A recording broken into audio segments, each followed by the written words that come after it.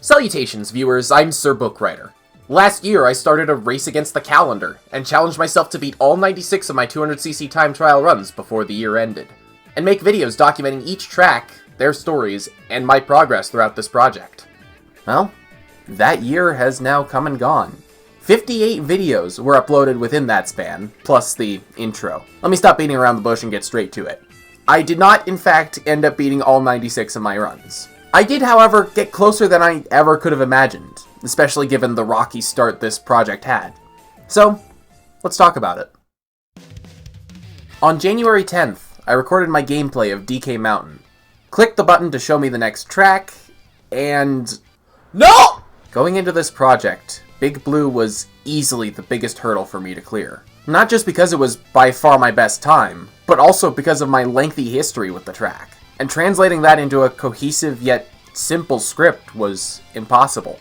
Of the 63 scripts I completed for this project, Big Blue's was by far the longest, clocking in at 7.5 pages single-spaced. It took me a month just to improve my time, and then another 2 months to put the video together. And just when I thought the dust had settled, I rolled the second worst track for number 6. When I say second worst, let me clarify, I mean this in terms of personal history. Maul's script takes up 3.5 pages single-spaced, making it the second longest of the project. Somehow, despite being less than half the length of Big Blue, and me improving in 2 days, this video took the longest to make. Why? Well, that'd be the reason I lost this race. My horrible tendency to procrastinate. I could certainly blame my results on bad luck. Rolling my 2 most played tracks within the first 10 tries is understandably awful, but I could have absolutely recovered from that. Especially Coconut Mall. Mount Wario appearing as track number 8 didn't help things either, but it was already late August by then, so I was finally able to kick myself into gear and start grinding. I realized at this rate I couldn't do everything alone. Each video involved me researching the track's history, studying the current world record, writing and recording the script, playing the track, trimming that gameplay, and then making it all look good enough on the editing side. I'm by no means a career editor. I don't work as fast as I'd like to, and most of my edits are ground-level work.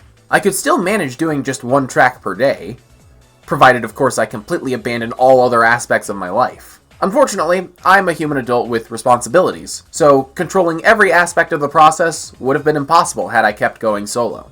So, I reached out to my good pal Bloops and asked them to handle some of the workload. I can't afford to pay a full-time editor to do everything for me, but Bloops and I have been acquainted for nearly a decade at this point, and taking just one element would allow me to work a lot more on what I had remaining. Starting with Water Park, Bloops did nearly every world record analysis segment, for a reasonable commission fee, of course. I should also mention that Bloops is an actual editor as well.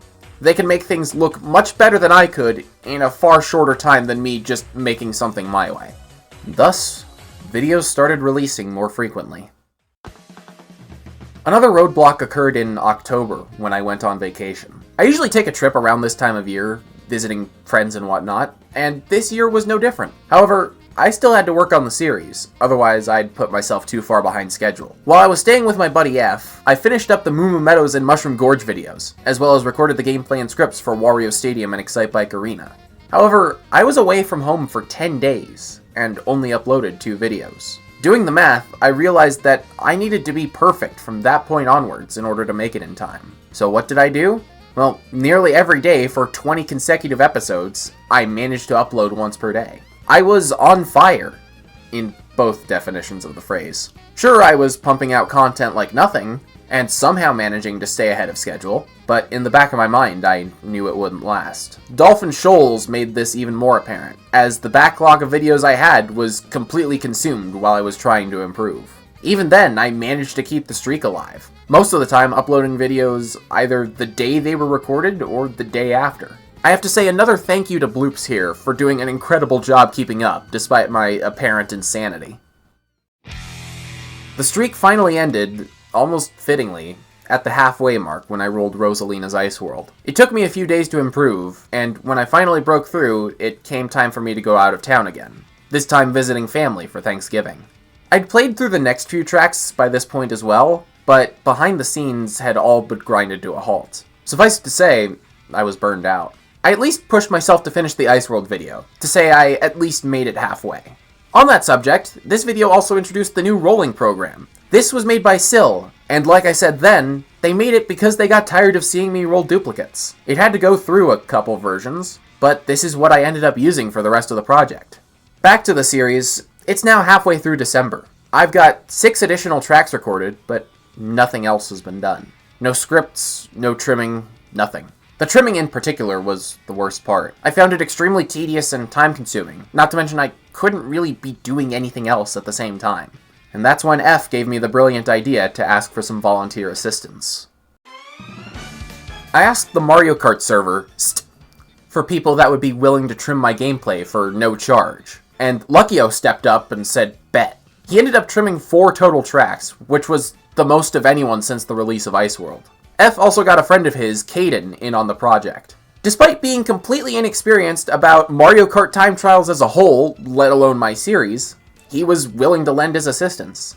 His first work, Bone Dry Dunes, needed some tweaks, but after giving some feedback, he also trimmed Cheap Cheap Beach and Yoshi Valley, the latter of which I don't think I altered at all. If it weren't for the rapidly approaching deadline, he probably would have done more as well. Additionally, I offered a pay raise to Bloops in exchange for covering pretty much the entire scripted segment. And like the behind-the-scenes MVP they were, they delivered.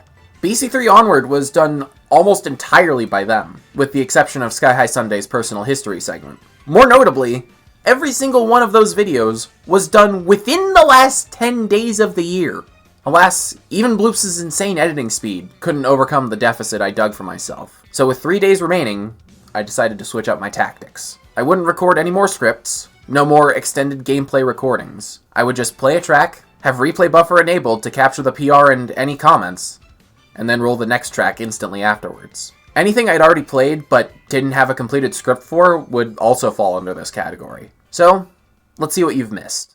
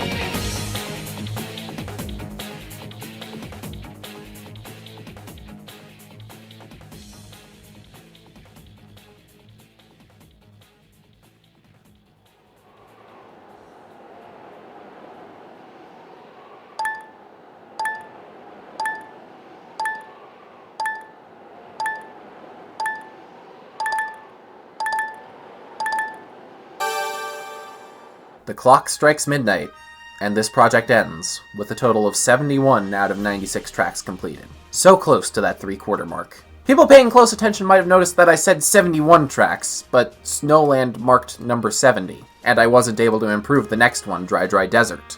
Well, during that aforementioned Thanksgiving vacation, I improved my DK Summit time on my cousin's Switch. I was hoping to save the track for number 96 and have this grand reveal, but I suppose it wasn't meant to be.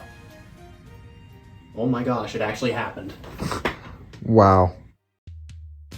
Now, there are a few questions that I hear when talking about the end of this series. What will you do if the project is incomplete? And similarly, will you make videos for the tracks that couldn't be completed? As for the first one, to be honest, I don't know. I hadn't really put much thought into the end results, be they rewards for winning or a punishment for losing. More than likely, nothing will happen in that regard, aside from my hindsight constantly reminding me of my failures. For the second question, I have a more concrete answer. No. At least, I won't be making Race Against the Calendar episodes for these tracks. I would feel weird continuing a project that's beyond its prescribed expiration, especially considering just the intro spiel makes the video entirely outdated if I use it anymore. I may do something for the remaining tracks, but I haven't figured out what exactly. All I know is that the format will be something other than what I used for Race Against the Calendar. And with that, this project comes to a close. One thing I didn't expect was the sheer amount of support I received from the community. Every Mario Kart server I was in, there'd be someone either sharing my videos or just outright asking me about the series. As someone who's been uploading videos for far too long at this point, getting that kind of recognition felt amazing. Thank you to everyone who's followed along for this crazy ride. And another thank you to the people that helped behind the scenes. You guys deserve just as much recognition, if not more. I do have plans for 2025, but I'll save that for another video. Right now, I need a vacation. Maybe I'll do what I said in the Daisy Cruiser episode and take to the seas. Regardless, I've already said all that I needed to say. So I'll see you next time.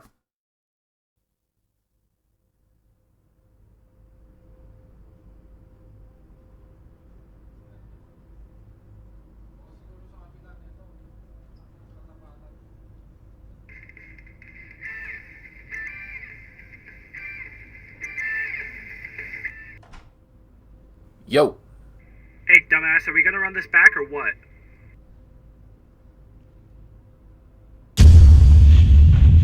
We go a game.